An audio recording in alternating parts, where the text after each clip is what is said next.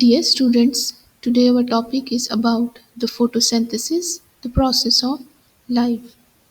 So, photosynthesis can be defined as the process by which green plants and certain other organisms, such as algae and cyanobacteria, transform the light energy into chemical energy. So this picture represents that photosynthesis in algae and bacteria shows key differences primarily related to the presence of organelles, the electron donors used and the production of the oxygen.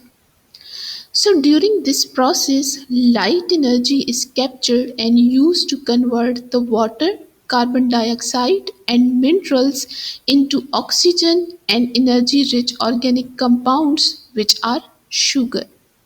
So these definitions can be represent and show in this diagram. So this diagram have been shown that photosynthesis is the process by which green plants convert the light energy into the chemical energy. So this chemical energy is stored in the form of glucose such as the sugar, which the organism used as a fuel. So these all concept will be discussed one by one how it works. So the photosynthesis process will begin first with the light absorption. So the light absorption take in the one of the organelle in the plant which we call the chlorophyll. So chlorophyll can be defined as the green pigments found in chloroplast which absorb the sunlights primarily in the blue and red wavelengths. So this image has been shown that chlorophyll is the primary pigment responsible for the green colors in the plants and is absolutely essential for the photosynthesis because it is the molecule that captures the light energy and to initiate the conversion of the carbon dioxide and water into the glucose which create the food such as the sugar and release the oxygen. So after capturing the light, the second step in the light dependent reaction is the photolysis of the water. So photolysis of the water, this diagram or this mechanisms represent the photolysis of the water that the water molecules are split releasing the oxygen as a byproduct. For example, when the water molecule split it creates the two molecule of the hydrogen which is used to create the energy and ADPH, and it also released the two molecules of the electron which have been used in the photosystem second. In the meanwhile, it also released the oxygen atom in the atmosphere.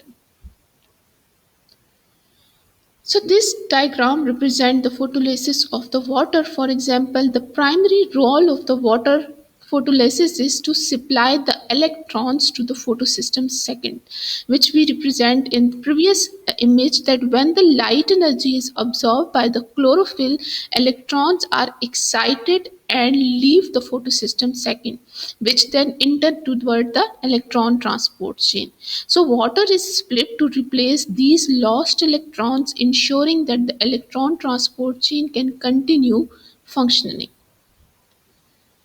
So in the meanwhile, the light dependent reaction also enter all the electrons that have been created by the water photolysis toward the electron transport chain. So in the electron transport chain, high energy electrons are transported through a series of the protein. In that case, the protein is the ATP, which is the adenosine triphosphate, the energy currency of the cells. Along with the ATP, it also creates another energy molecule which is the NADPH. So NADPH can be abbreviated as the nicotine amine adenine dinucleotide phosphate, which is produced as a currency for the photosynthesis during the electron transport chain.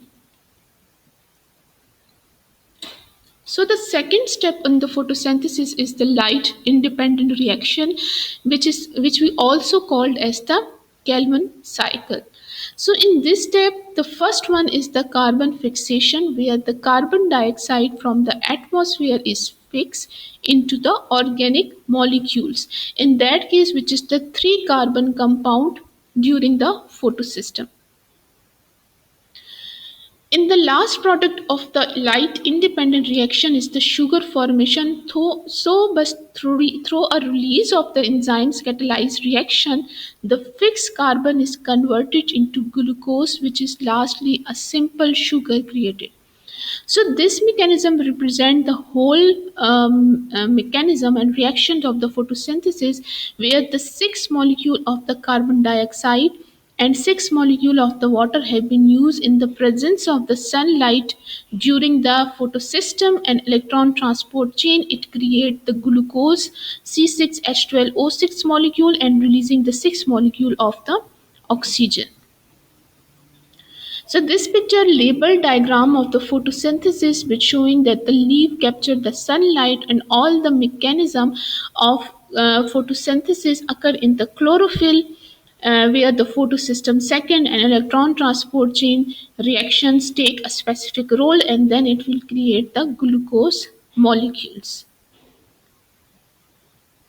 So now the most important question is, what is the significance of the photosynthesis? So, firstly, the basic significance of photosynthesis is the energy source, because photosynthesis is the foundation of most of the food chain and providing energy for almost all life on the earth. So that's why the primary energy source of photosynthesis is the sunlight, which is the solar energy. The second significance of photosynthesis is the oxygen production. It releases oxygen into the atmosphere, which is essential for the survival of aerobic organism. It means that oxygen is produced during the light dependent reactions of the photosynthesis. Third, it also has significance in the climate regulation. For example, photosynthesis helps regulate the Earth's climate by removing the carbon dioxide from the atmosphere. For example, photosynthesis play a critical role in climate regulation by acting as a major component of the global carbon cycle. Fourth one is that it have a carbon sink. For example, plants store the carbon in the form of the biomass, helping to mitigate the climate changes. For example, photosynthesis act as a crucial natural carbon sink by actively removing the carbon dioxide from the Earth's atmosphere and storing it. Like a carbon sink is any reservoir, a natural or otherwise, that absorb more carbons from the atmosphere than it release. So now the question is, what are the factors which affecting the photosynthesis? So the first factor is the light intensity. For example, more light generally lead to increase the photosynthesis up to a certain point. There is a balance regulations of the light during the photosynthesis. For example, if the shortage of the light means the reaction slow down, making light intensity the limiting factor for the overall process. While if it higher intensity, the rate of photosynthesis can actually start to decrease.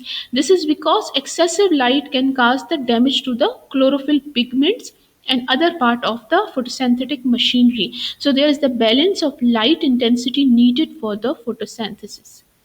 Second, carbon dioxide concentration. For example, higher carbon dioxide level can stimulate the photosynthesis, but excessive amount can inhibit it.